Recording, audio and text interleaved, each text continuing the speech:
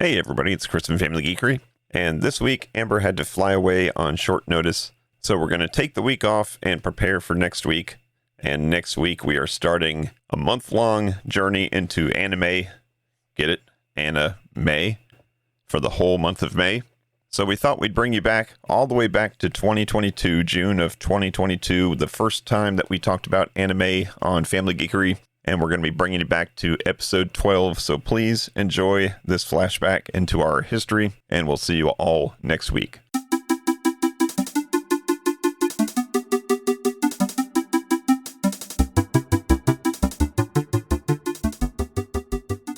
Welcome to episode 12 of the Family Geekery podcast. I'm Chris. I'm Amber. And I'm Danny. And this week we've got a discussion about anime. But before we get into the main topic, let's talk about our weeks. Amber, let's start off with you. How was your week so far? Good. The Quarry was released this Friday, and I got to play a little bit of that. Once I got it all set up on my computer, had some graphics card issues and such. After a quick upgrade from the computer store that is downstairs, I got to play the game.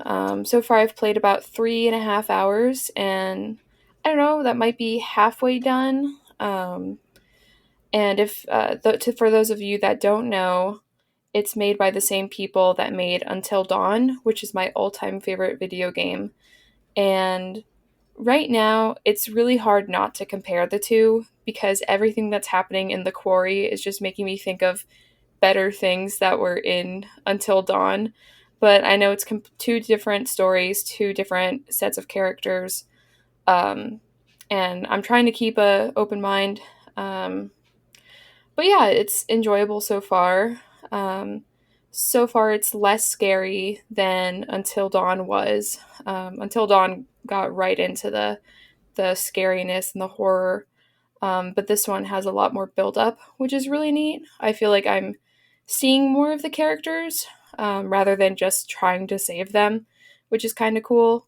But yeah, I will update you guys next week on my final opinion after I finish the game. I didn't even realize until I read up on it that Until Dawn was a console only game. Like, it never made it to the PC, or at least it may soon, but it hasn't made it in the past, and people are upset about that. So it's weird that this one is launching on PC also. Maybe they either learn from their mistakes, or they want to get off on the right foot this time. Yeah, I mean, I think a PlayStation or something would probably run it better. It seems like you need quite the decked out computer to run it on any sort of good graphics. But it's pretty good. You didn't realize how helpful it would be to live with a basement that is a computer store, did you? Nope. Almost endless supply of hardware. Definitely. Very cool. Danny, I know you've had a busy week, but you have anything to report for the week? Not really. Just been busy. Busy, and you're going to be even busier next week. Yep. May even have an episode or two without you. We'll have to see. Yep. And how busy you get. But that's good. That's what summer's all about. Summer's about going out and having fun and getting away from your stupid parents. Nah. All right. So last week we gave ourselves homework assignment of watching some anime. So the girls both gave me a title to watch a couple episodes of, and I gave them a title of anime to watch a couple episodes on. So we're going to discuss that. But before that, I wanted to just do a brief overview of what anime is, in case there's any listeners that have been trapped in a dungeon for the last 20 years and don't know what anime is. But just a brief overview and kind of a discussion of the characteristics of anime. So anime itself, the word meaning for us here in America, it's basically the word that means Japanese animation, or some kind of Japanese animated show that came from Japan. Anime in Japan is just basically a shortened version of our American word of animation. So it just means anything that's animated there. No. Same in French. The French word for animation is anime also. Yeah. So it's kind of like here in America, if we went to go get Chinese food, we'd say, hey, you guys want to go get some Chinese food? But in China, they'd just be like, hey, you want to go get food? So it's the same thing.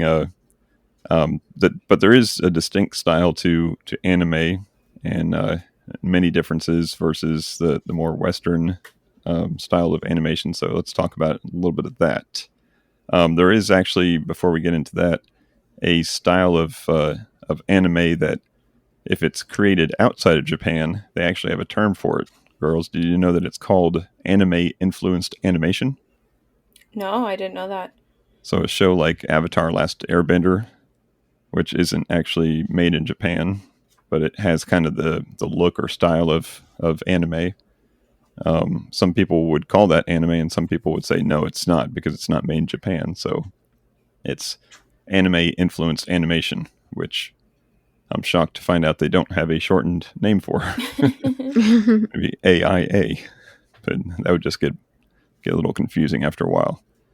But animation itself in Japan dates back to 1917. We know our roots here in North America about animation, but over there it's about a similar time frame, 1917. But the characteristic art style of actual anime that we think of started in like the 60s. By the 70s and 80s, they got into a giant robot genre, and we've all seen giant robots, mechas, they may call them. So series such as Gundam and Super Dimensional Fortress Macross were very popular, and those brought about the robot genre in the 70s and 80s. And they actually got so many different robot-style animes over there that they started having subcategories, like robots that had like mystical powers would be one genre, and then what they called real robots, which would just be machines, man-made machines, would be a different style of anime. What about the girls that turn into planes? Have you heard of that one? No, but that sounds cool. I think I saw that one. It's a meme, kind of, but yeah. There's a lot of stuff. In the 70s had a lot of weird stuff. And then coming into the 90s, there was a lot of experimental type titles like Ghost in the Shell and Cowboy Bebop. So they started broadening the different genres from just robots and stuff like that to a lot of different stuff. Anime started getting a little traction in Western audiences about in the same time frame in the 90s with titles such as Sailor Moon and Dragon Ball Z. You guys familiar with those, I'm sure? I love Sailor Moon. Yep, Sailor Moon is a good one. I haven't watched much Dragon Ball Z, but obviously I'm very familiar with it. That's one of those that kind of hit right in that gap of, hey, I'm not a kid anymore, but I'm not a parent anymore, or I'm not a parent yet. Not a parent anymore. When I was 20, I'm not a parent anymore. Yeah, but right in that time frame, I wasn't watching that kind of stuff, but obviously familiar with it. And then ever since the 90s, it's just become more and more popular. So let's talk about the art style. So the art style of anime is fundamentally characterized by the use of limited animation and suspension of time. So can you agree with that?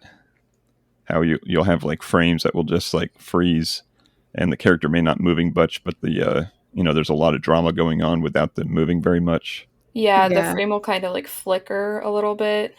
Right, or shake. they'll use something going on in the background that will create the emotion. So that's one of the fundamental differences between anime and Western style. When you think of Western style, you think of like Disney, right? Disney was obviously some of the pioneers of animation here in America. And Disney puts all their emphasis on movement.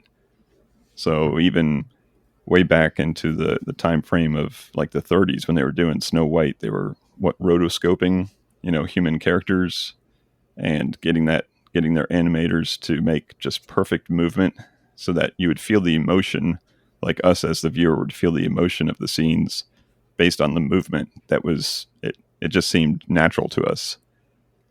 Whereas in Japanese animation, they get their emotion from the backgrounds, from the music, from special effects going on around. But the frames are very limited, and a lot of that is based on just resources itself. Whether it has to be to meet deadlines, because a lot of these shows were weekly shows, so they're putting out a show every week.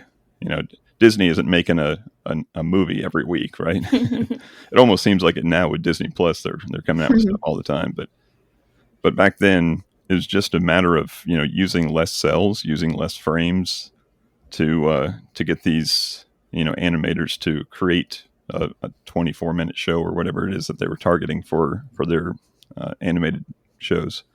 Is it also maybe because a lot of the animated shows were based off of manga and all of that was just still images, so maybe that's like what they were more comfortable with, maybe? That may be the case. I know it had a lot to do with just resources, basically. Time and money. Disney here in the West just happened to have more of each of those. The work conditions there in Japan have often been scrutinized on how they treat their animators. Kind of like a sweatshop to get these things out. But hopefully, now that it's so popular, the studios are getting better and better at that. But I know back in the 70s and 80s, it was a little rough, I guess. So let's see, what else? Characters, the characters themselves, the style of the characters, they're characterized by large oval eyes, bright colors, and reduced movement of their lips. So again, some of that is based on reducing the actual movement, and some is I think some of the early Japanese animators were influenced, believe it or not, by some of the characters such as Betty Boop. And they just liked those large oval eyes, so they started using them in their style. But that's definitely, don't you guys agree? Definitely one of the characteristics that you see that, and you're like, yep, that's that's anime. That's something that's Japanese animation. Another characteristic of anime versus Western animation is that anime, the shows are more serialized. Meaning the story is going to unfold over many episodes or many seasons, as opposed to a lot of the cartoons. If you think of just regular cartoons here in America, they're all basically episodic. So think of even SpongeBob or Teen Titans. What's the Teen Titans one called? Teen Titans Go. Teen Titans Go. All those kind of resolve themselves in the series of the episode. Yeah. Whereas anime is more serialized. Cool. So let's talk about the fans of anime. Have you heard the terms otaku? Yeah. Or otaku? So otaku is basically an obsessive fan of anime. And it started off as a derogatory term in Japan. And same thing with weebo or weebo. Weeaboo. Weeaboo? Okay. Yeah. I'm glad you're here to pronounce these for me. Which is what? What would you describe that as? To my knowledge, it's an American fan of, an American intense fan of anime. Right. Or it's more literally translated as a white individual who wants to be Japanese. And that's even shortened to weeb. Weeb, yeah. Yep. So weeb. So both of those fan names were derogatory at first, but just like terms like nerd and geek, they've just started embracing them and using them. Now I don't know if I was in Japan, I would start calling someone any one of those. But apparently they use them as terms of endearment now. I know people who have them in their screen names and stuff. Weeb and proud. Chris _Weeb. Who knows? All right. Let's talk about anime here in America. So here in America, the 1988 film Akira, which we talked about in our top 50 comic book-based movies of all time, that's largely credited as popularizing anime in the Western world. Shortly after that, shows like Pokemon and Dragon Ball Z hit and became big hits here in the 90s. By 1997, anime was the fastest growing genre in American video industry. And then shortly after that, we got the whole internet thing, which comes about, which just made the distribution even easier. So easier to get a hold of, whether it was something being distributed from overseas or something that was being shared illegally from overseas, which was a byproduct of the internet and connecting everybody together. But since then, anime now has become the most watched foreign language shows in America.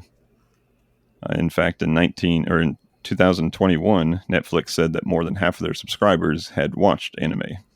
Wow. That's pretty big percentage. And then here's one that impressed me. Just earlier this year, in 2022, a show, Attack on Titan. You guys have heard of that one? Yeah. Yep. Have you ever watched it? Yes. First couple episodes. Same. Okay.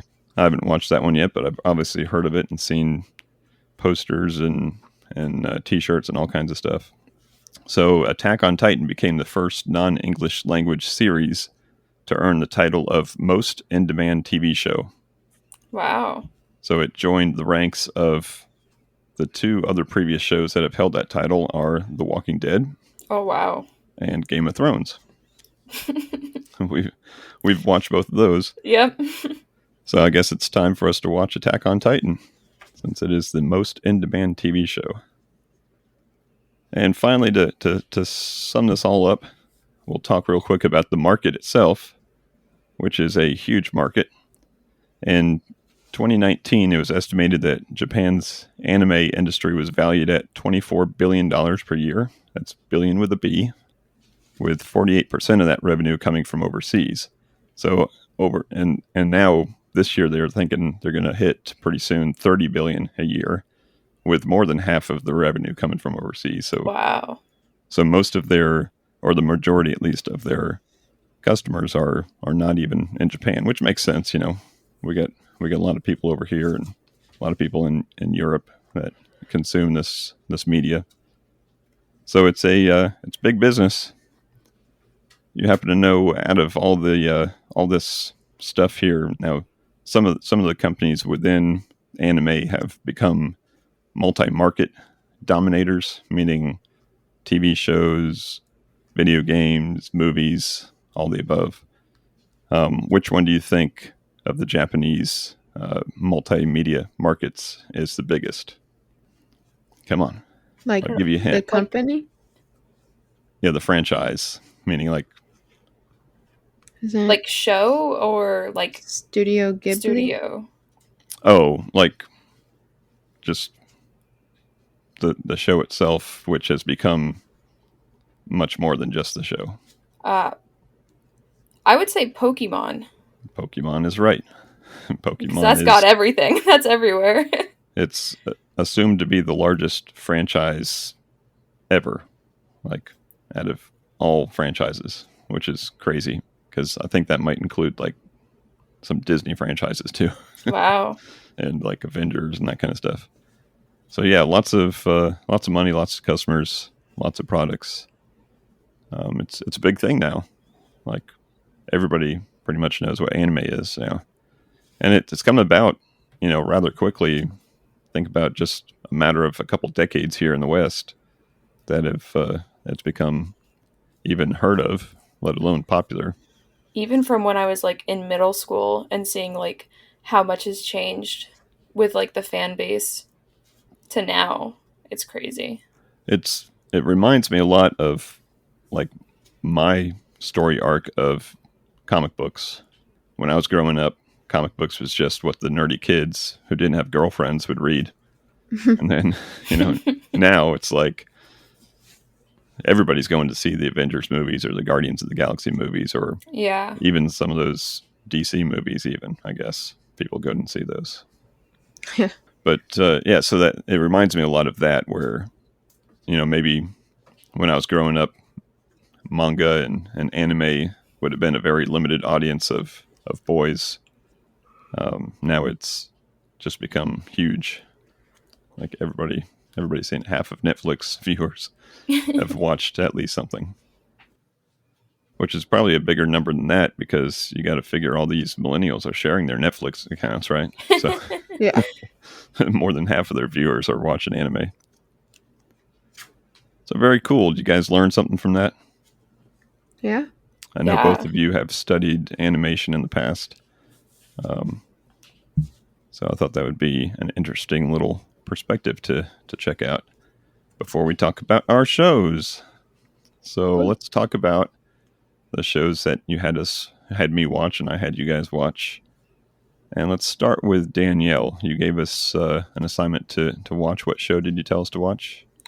I chose Promise Neverland, which was the first anime I watched.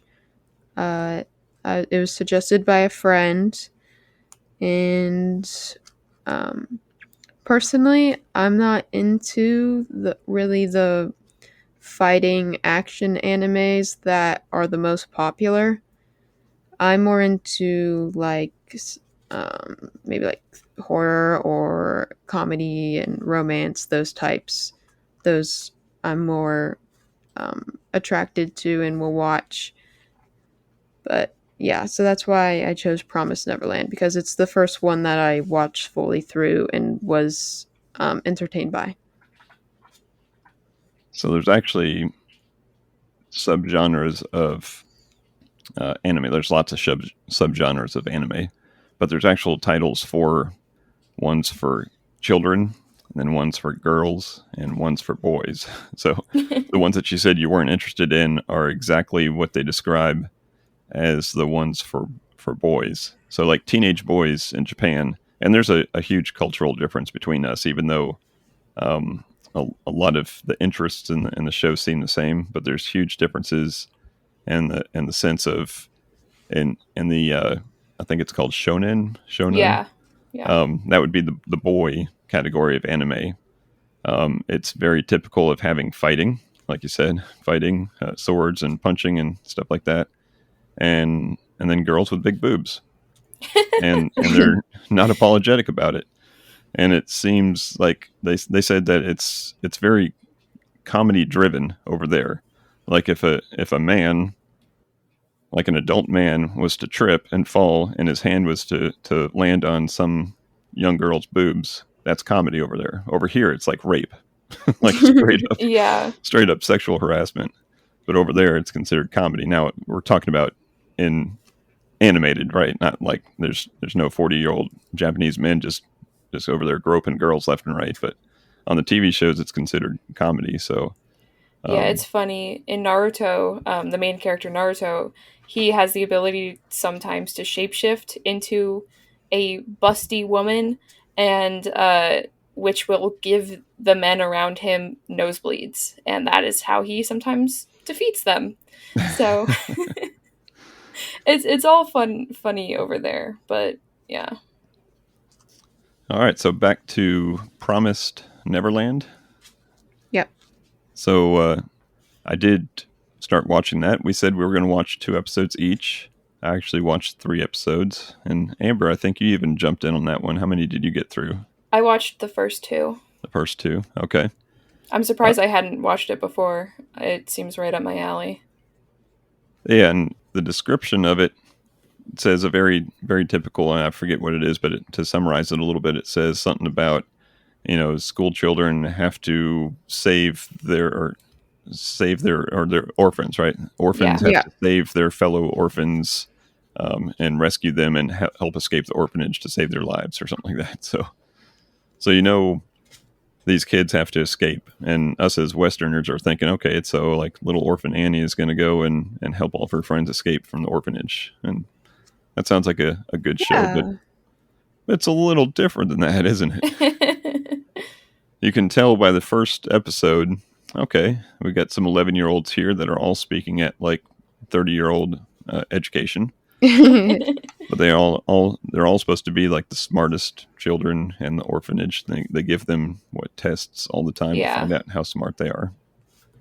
And you got, of the 3 main characters, you got one that is the female. What's her name? Emma.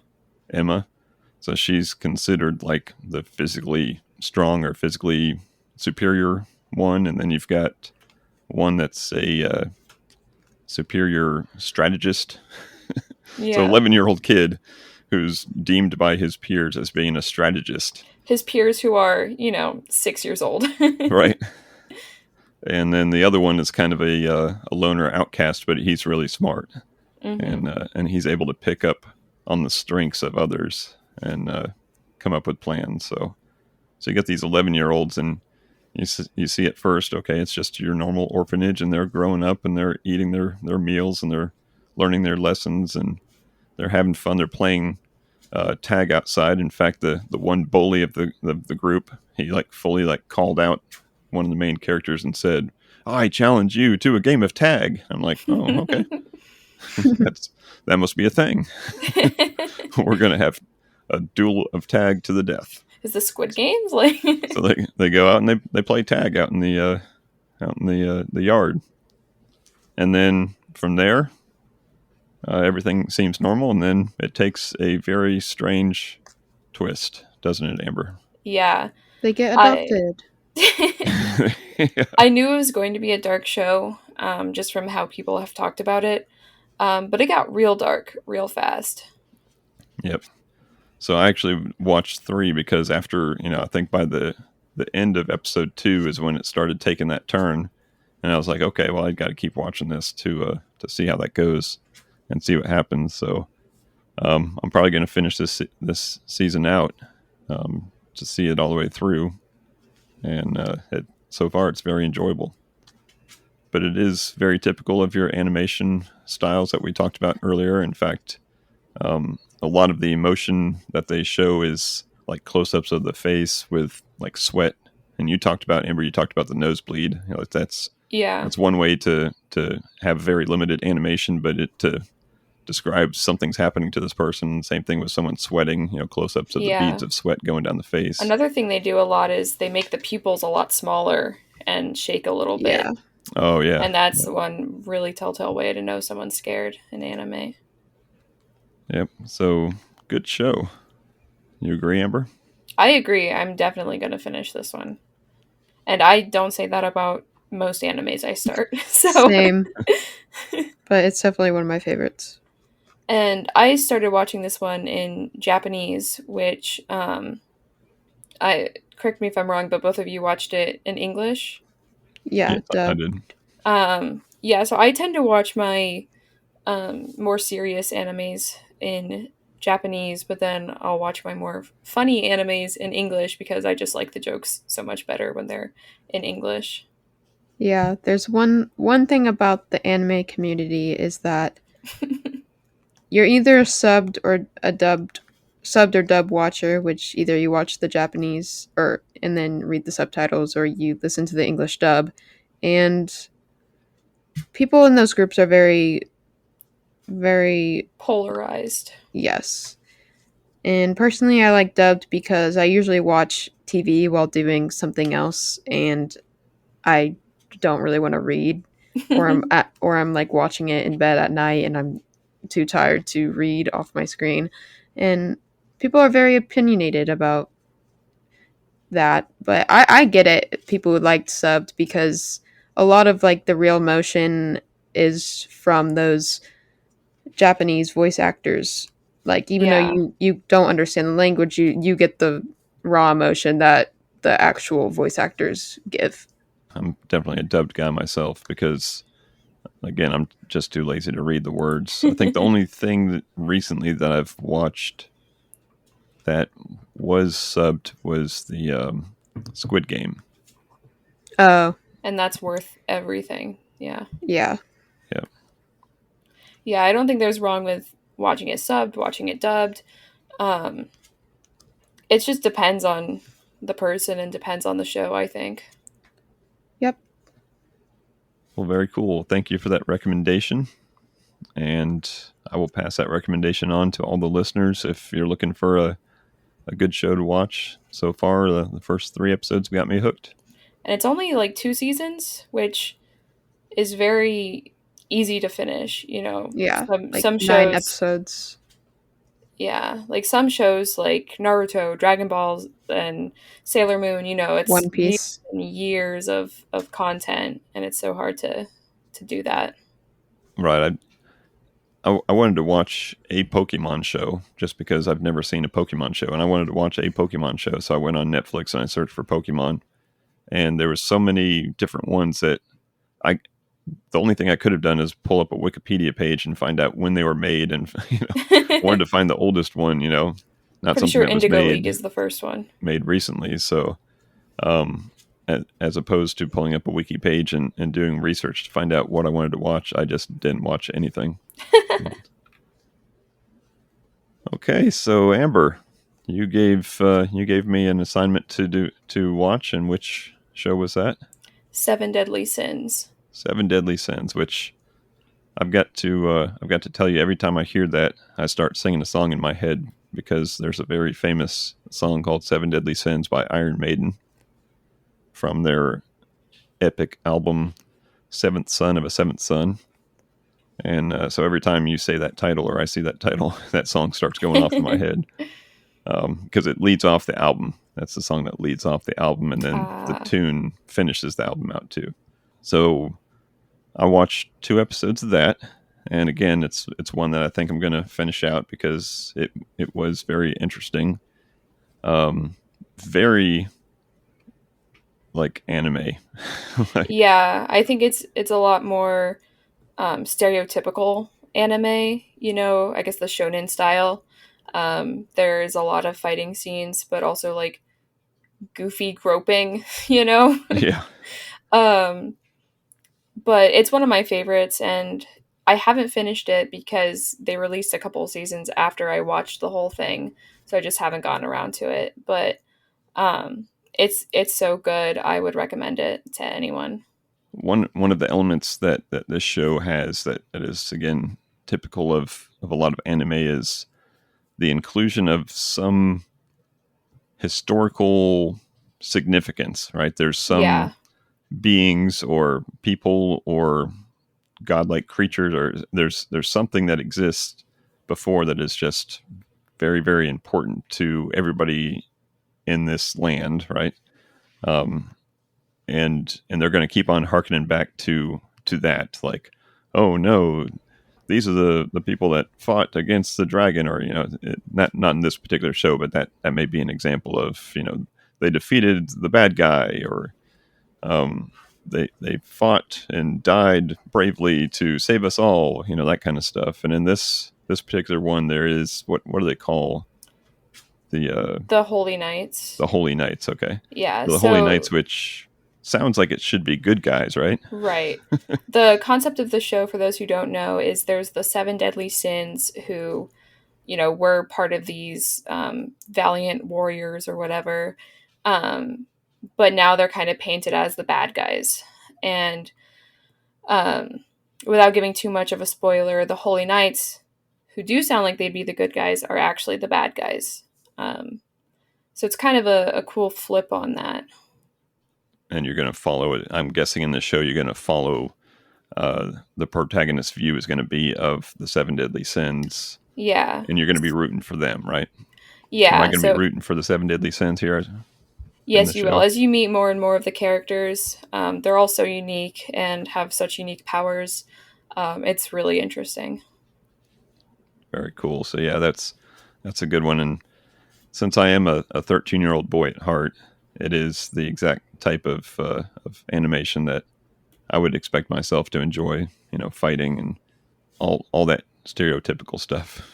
But And in this one, the English lots of voice humor. actors are just so good. Yeah. It's I've watched scenes in both English and Japanese, but I don't know, the English voice actors in this just do such a great job.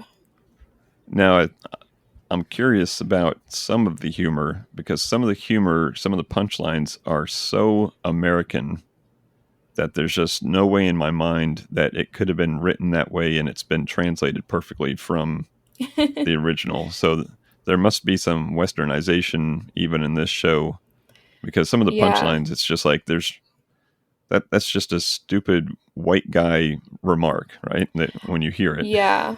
I mean, the show takes place in like Britannia, which is like ancient England, I guess. So it does take place in a Western setting. So it's possible that they wrote those in Japanese, but it's probably more likely that they just, when translating, just translated it to be more funny or more relatable. Right. So, Danny, when you get some free time, you're going to have to watch that one too, because I like it. Yeah, it's been on my list for a bit, but my anime watch list is kind of long, so. You got a backlog. Yep. That's what always happens. As anyone else who watches anime. Got a lot to catch up on. We still need to watch Akira to see where all this started Yeah. from. I should have had you watch one of the girly animes that I like. Like Bubblegum Princess 4000 or something like that. I didn't accidentally name a real anime, did I? As far as I know, I don't think so. Maybe let's start our own anime. We'll start There's with so some, many magical girl animes. You probably hit manga. one. Can you get me some manga going, Danny? Some Bubblegum Princess 4000? Yeah, I'll write you one up tonight.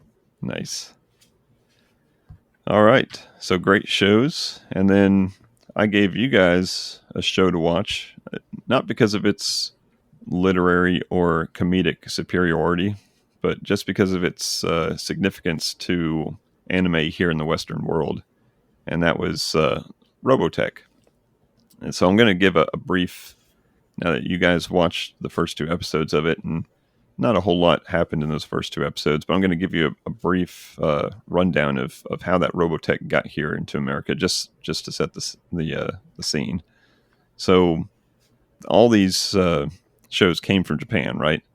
And we mentioned in other episodes how American TV companies would import or license some of these shows to bring over in the 80s and try to make some money off of it. And mostly in the Western world here, they're trying to bring over something that they can sell toys for. That's all they care about.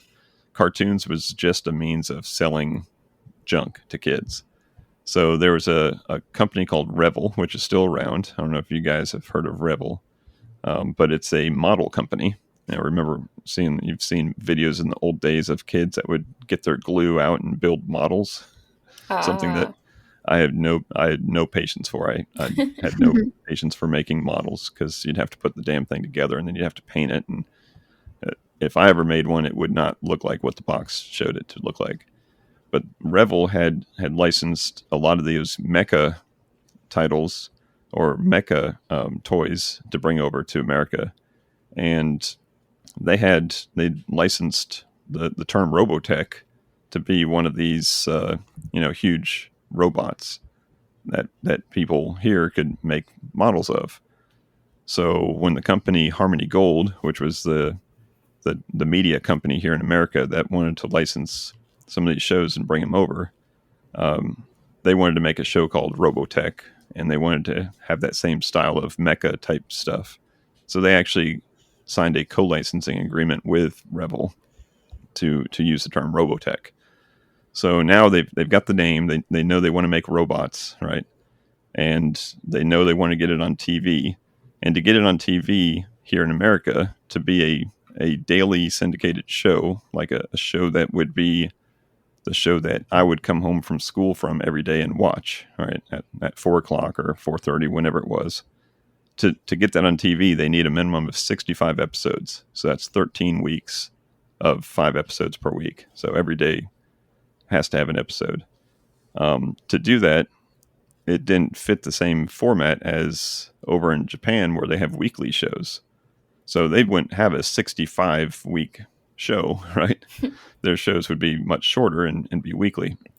So what Harmony Gold actually did was they licensed 3 completely separate anime shows and brought them over to get the number of episodes up to what they needed. So they ended up with 85 episodes by combining Super Dimensional Fortress Macross was the first show.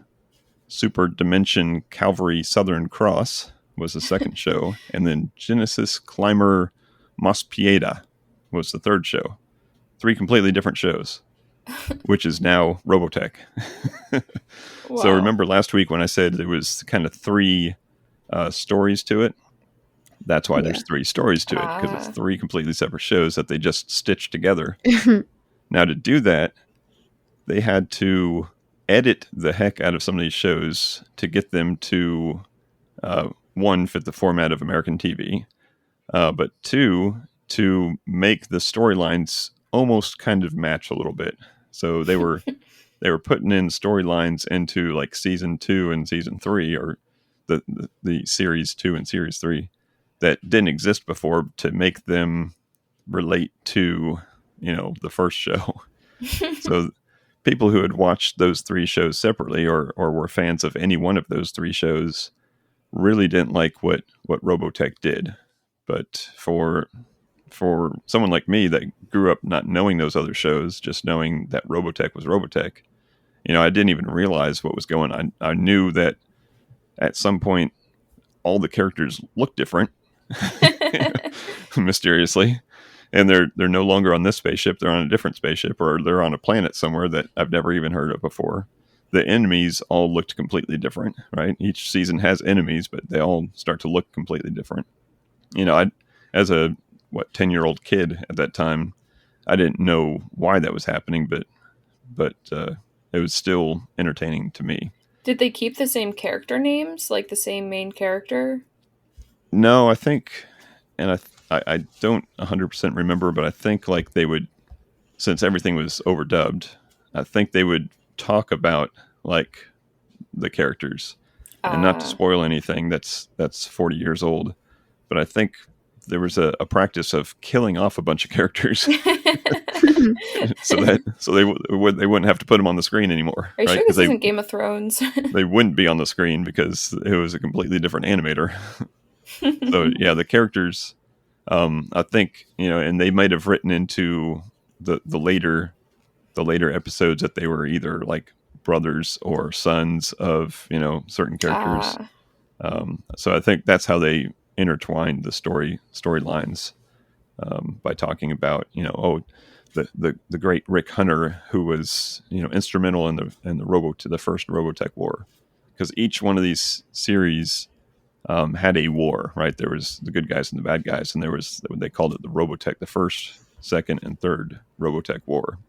So now that you know that background, I had you watch the first 2 episodes of Robotech, which they call the Macross series, being named after that big spaceship that shows up in the first episode, which is SDF-1. They call it SDF-1, and I told you guys that SDF stood for Super Dimensional Fortress, which is the name of the show that they stole it from, obviously.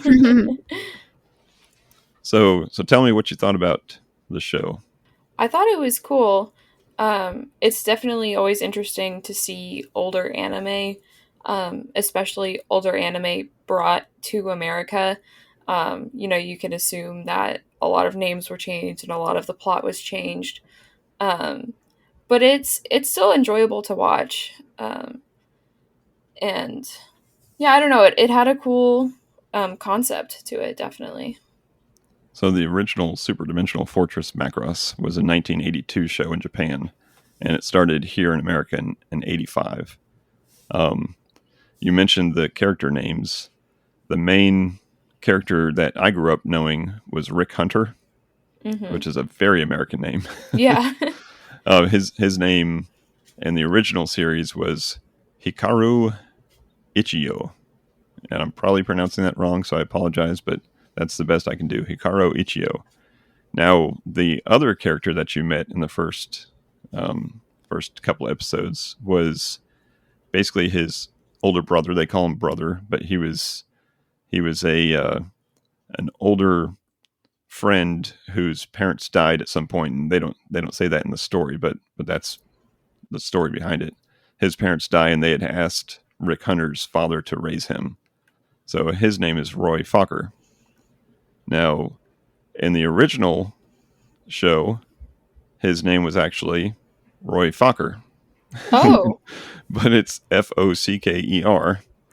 And when they brought it to America, his name is Roy Fokker, Fokker. And I'm only speculating that they didn't want to have Focker written anywhere. Yeah, probably.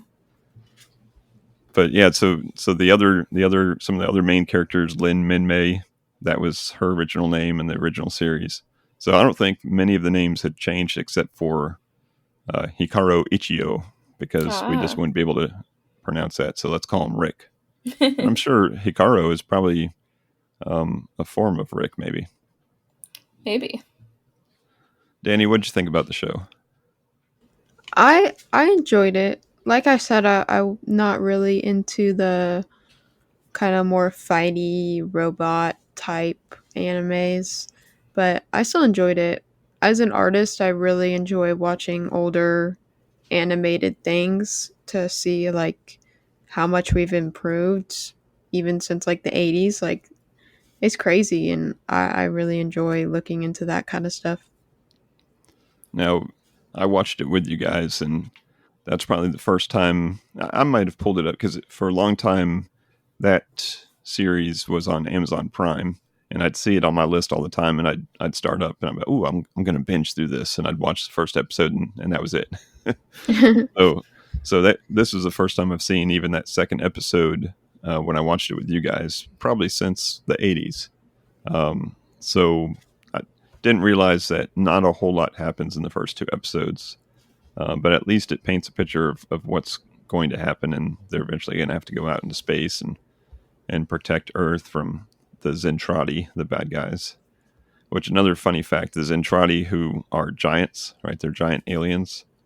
Um, when the toy line came out, they actually had action figures. And the toy line, your basic character toy line is like 3 3/4 inches, right? Your GI Joes, your Star Wars figures, that kind of stuff. Mm-hmm. So the toy company wanted to make Zentradi characters true to size. So they made them like 13 inches tall. Like Barbie size? But true to size, they said, would have to be 30 inches, to be Oh. true scale. They'd have to be 30-inch tall dolls, which they weren't going to put on the shelves. So they tried, but they didn't quite get them big enough. So yeah, so not a lot happens in those first two episodes. You don't even get a full feel of who everybody is yet, but at least you get to see the technology and use the Robotech technology, and how they've used this alien technology to create new stuff for Earth, and make some neat robots, right? I think you Yeah. both had a ooh moment when the fighter pilot turned into a robot, didn't you? Yeah, And then there Which, was that middle form, which looked it like was funny. really weird, but that was oh, funny. I mean, it may look funny to you, but that was like the coolest thing ever to me growing up. A plane with legs. Because Yeah. this style of transforming robot was like the biggest thing for us growing up. You had the Mighty Orbots, you had the Transformers, the GoBots, you had Voltron, where the different animals would form into a big robot. All those different TV shows that we grew up with, and this one just fit right in with those. Where you got a jet fighter that can change into a robot, or some weird looking bent over thing that for some reason has a purpose to make it better at fighting for some reasons. But as long as you don't look into it too much, and try to put logic into it, like they've got all these laser cannons and flying spaceships, but for some reason they're in the streets of this city fighting hand-to-hand combat. It doesn't make a whole lot of sense, but it makes for a good show. So thank you guys for watching that show with me.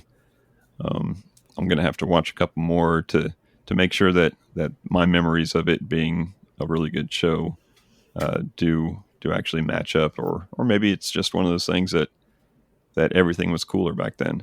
Now, one thing on the animation that you were talking about, Danny, that always amazes me is anytime they have like a super bright something, like a super bright laser, like when the big ship shot that huge laser beam out into outer space.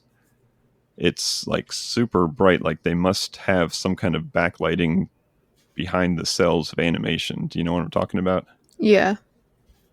That's always amazing to me, because it's not like they're taking, they're color shading these cells and they're just making one really, really white. It's actually glowing. It's Yeah. glowing beyond what the color is. And if you want a really neat example of that, I'll have to cue you up a episode of the Transformers, the original Transformers, because they came to Earth to get Energon because they were all out of energy on their planet. Kind of sounds like a very strange foreshadowing. They burned up all the natural resources of their planet, so they came to Earth. Uh-oh, I wonder where we're going. Let's go to Mars. But they came to Earth because they could harvest Energon and make these Energon cubes. And whenever they showed the Energon being created into cubes, it was always this purple, wavy, animated stuff that it was almost like looking at a lava lamp behind the animated cell. And that Wow. always impressed the heck out of me. It was so cool to see this purple, bubbly, like energy stuff that you look at it and you're like, yep, that's energy. That's bottled up energy right there. It's interesting to see the evolution from traditional to the digital animation. Danny and I both picked, modern anime, and it's cool just to see, that stark contrast. And both look equally cool. But it's just so cool to see how that style has evolved. And it evolved kind of out of necessity, because you wouldn't think, we think about technology changing because it makes things easier or faster or better. But sometimes it's just the absolute necessity of having to change. And in fact, you've heard of the company Fuji? I think so. Company before? It's most certainly Japanese company, right? Fuji. So Fujifilm was one of the biggest companies of making film. Like Kodak made film here in America. And we had a lot of Fujifilm here for our cameras and video cameras and that kind of stuff. But Fuji made the animated cells. They made the film for the cells. And I think it was 1997, they just said, nah, we're not making those anymore. Wow. So they had to use what they had left there in Japan to create their TV shows. And then it forced them to go, completely digital from then on and use different techniques. So I thought that was pretty neat. Because you think about, changing something from a more analog way of doing things to digital as being a natural progression of making things easier for us. But in that case, it was just what do we do now? So very cool. Any other comments about anime in general? We'll have to do an episode on Ghibli movies because they're all stunning pieces of art. Those were listed in and amongst the most popular movies of, very, very emotional movies, I guess. Yeah. Yeah, we'll have to check that out. That's one of the biggest animation studios, I guess. Anything else? Nope. All right. So we'll come back next week with something new for y'all. But other than that, we always like to thank you for listening to our little humble show here and maybe learning something about the subject matter. I learned a whole lot in doing the tiny bit of research for this episode. So I hope you learned something too. If you learned something or something that you think would be interesting to us, please send us an email, podcast@familygeekery.com, where we will dip into our mailbag and see what you have for us. But thank you all for listening. And as always, peace out. Peace out And geek out. geek out. That was bad. You look so tired. Me? She did just work about 12 hours. And then your dad cracks the whip and says, it's time to record a podcast. Thank you for listening to the Family Geekery podcast. For more information, visit www.familygeekery.com. Don't forget to subscribe at your favorite podcast provider. And until next time, peace out and geek out.